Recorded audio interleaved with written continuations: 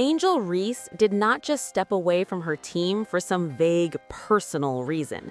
She was effectively removed from the locker room, taken off the floor, and wrapped in a PR label that made it sound voluntary when everything about the timeline screamed team-enforced discipline. The word personal was the shield. The reality looked a lot more like a quiet ban.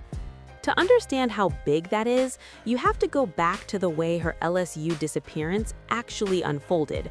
One moment, Angel Reese is the face of the program, an all-American level star and emotional leader in the starting lineup. Then she is suddenly benched for the entire second half of a game against Kent State, and days later she vanishes from the rotation completely for 4 straight games.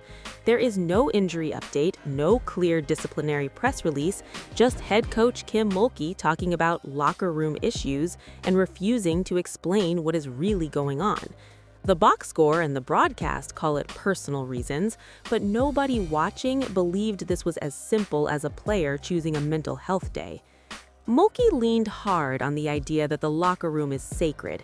Every time she was asked, she shut down questions and said she was protecting her players and keeping team business internal. On one level, that sounds like a veteran coach protecting her program. On another level, it is a classic way to avoid saying uncomfortable words like suspended or discipline while still yanking a star player out of the picture. You do not sit your highest profile player for multiple games in November if everything is fine. You do it when something has cracked behind closed doors. Because LSU refused to clarify, the speculation machine exploded. Fans and media started filling the vacuum with their own theories. Maybe it was grades, maybe it was attitude, maybe it was a blow-up with teammates, maybe it was a line crossed with Mulkey herself. The one thing everybody agreed on was that it was not just personal in the way we think of a family issue or a quiet mental health break. It felt like punishment, even if no one in authority used that word on the record. The effect was the same as a suspension. Angel was out. The team moved on without her. The program controlled the narrative by saying almost nothing. Angel eventually spoke out about that stretch and gave a very different angle. She admitted there was a disagreement with Mulkey during that Kent State game, but she rejected the idea that she was formally suspended. Instead, she described that period as one of the hardest times of her life, a moment when the pressure and scrutiny got so intense that she needed to step away for her mental health. She talked about protecting the locker room by leaving before she became, in her words, a cancer in that space. That is brutally honest language. It is the way a competitor talks when they know their emotions are on edge and they're afraid of burning everything down from the inside. Put those two versions together and the picture gets clearer. On one side, a coach refuses to explain and hides behind the sanctity of the locker room. On the other, a star player acknowledges a direct clash with that coach and says she had to disappear for her own sanity and for the good of the team. That is not a simple, clean, personal absence. That is a discipline and relationship crisis, managed privately and then marketed publicly as a personal situation. The fact that she did not travel, did not play, and was barely visible around the program makes it look less like a player gently stepping away and more like a player being kept away until both sides cooled off. If this were truly just a mental reset, LSU could have framed that way from day one. You've seen teams do that before. They say a player is stepping away to focus on their mental health, they emphasize support, and they give a general timeline for return. That never happened here. Instead, the phrases were locker room issues and internal. The official status line was personal reasons. Those are fog words. They signal something serious without ever pinning down what. They also make sure that any stain on the story lands on the player more than the program. When Angel finally returned, she did exactly what you would expect her to do. She dominated again. She put up points, ripped down rebounds, and played with the same fire that had made her a national champion and a March Madness icon. Her game hadn't fallen off. Her conditioning was still there. If anything, she looked recharged. That's another sign this was never about performance. You don't teach a lesson to your best player by sitting her 4 games in a row because she missed a box out.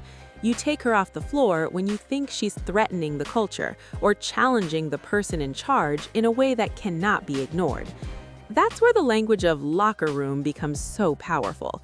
Teams know fans rarely get to see what happens in that space, so invoking it as a sacred zone gives them cover. It suggests that anyone who pushes back is violating an unwritten code. In Angel's case, the story that stuck was not just player overwhelmed by fame and pressure, it was player with locker room issues. Even though the public never got a full explanation of what those issues supposedly were. The team got privacy, Angel got a question mark attached to her name. That question mark didn't stay in Baton Rouge when she turned pro. As soon as she entered the WNBA and joined the Chicago Sky, she carried a reputation that had been shaped as much by secrecy as by facts. People remembered the absence. They remembered the personal reasons tag. They remembered Mulkey's sacred locker room line. So, when things got rocky in Chicago, those old LSU headlines came back like they had never left. In the pros, the conflicts took on a new form. Angel plays with an edge. She talks with confidence. She's not afraid to critique, whether it's officiating, media narratives, or her team's performance. That edge helped her become one of the most talked about rookies in the league, but it also led to whistles and fines. Eventually, her technical fouls on the court translated into a league-mandated suspension. That meant sitting out a huge matchup against the Indiana Fever in a year when any game involving her and other young stars was a major event. At almost the same time, her own team decided they needed to act. The Chicago Sky announced that Angel would be benched for the first half of a game after making comments they described as detrimental to the team. Once again, that word choice is doing a lot of work. Detrimental is the pro version of locker room issues. It tells you the problem isn't just a missed rotation or a bad shooting night. It's behavior, tone, or words that the franchise believes hurt the group. They didn't publicly repeat exactly what she said. They just made it clear that she had crossed a line and needed to sit. The déjà vu was instant. Media outlets started connecting this Chicago discipline to her earlier LSU situation. They reminded readers that Angel had already been through a stretch where she missed games while a coach refused to explain what was going on and hinted at locker room problems. Now it was happening again, just at the WNBA level, with different uniforms but similar language. Suddenly, the narrative was no longer just about a young star who plays with passion. It was about a player who keeps butting heads with the people in charge of the locker room. There's a real danger in that kind of narrative, because it quickly becomes bigger than the facts of any single incident. Once you become the locker room issue player in the public imagination, every absence, every benching, every frustrated quote gets thrown into the same pile. Even when there might be perfectly normal explanations for a given situation, they get filtered through that existing story. Personal reasons stops meaning a human being dealing with something private and starts meaning, here we go again, another problem with the coaches or the team. From the team side, there's always a balance they're trying to strike. They want accountability, they want standards, they want to protect what they see as their culture. At the same time, this is a star-driven league, and Angel's presence moves eyeballs, ticket sales, and highlight clips. Teams also know that publicly blasting their own players rarely ends well.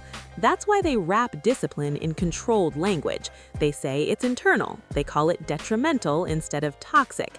They say personal instead of punishment. It softens the blow and theoretically protects the relationship. But the LSU experience shows what gets lost in that approach. By refusing to call the situation what it really was, the program ended up letting everyone else write the story.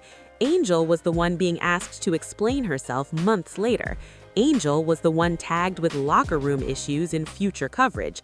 Angel was the one whose absence was framed as mysterious and dramatic, while the institution moved on with the protection of official silence. When the Chicago half suspension and the league technical foul ban hit, it was easy to drag those old labels right back out and attach them to everything she did. Now, zoom out to the bigger picture.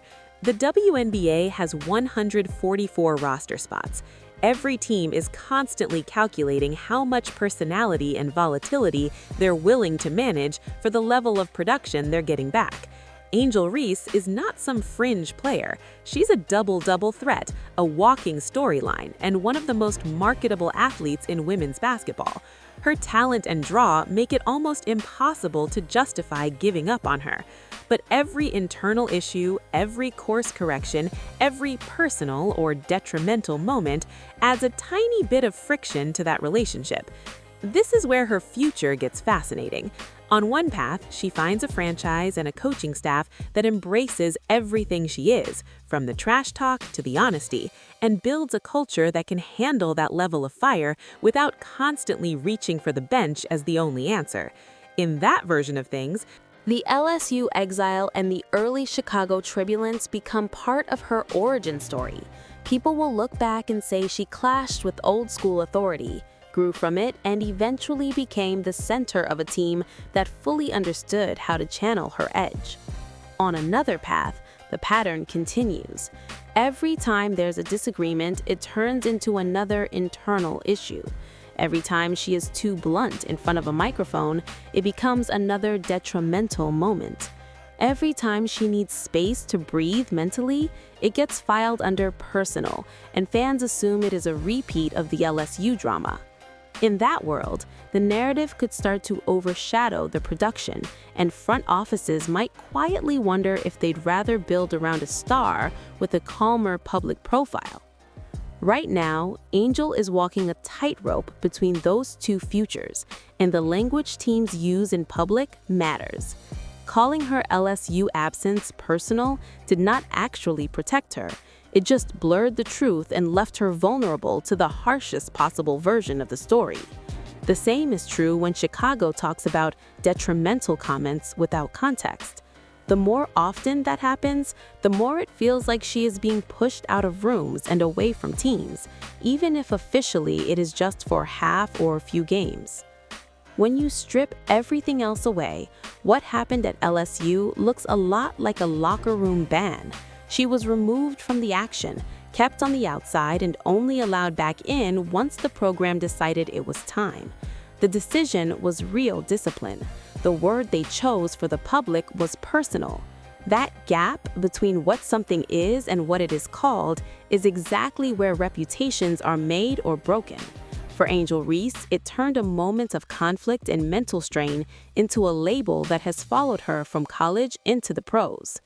What comes next will depend on how honestly teams are willing to handle situations like this, and how much room they give stars like Angel to be fully themselves without slamming the locker room door behind them. The stakes are huge.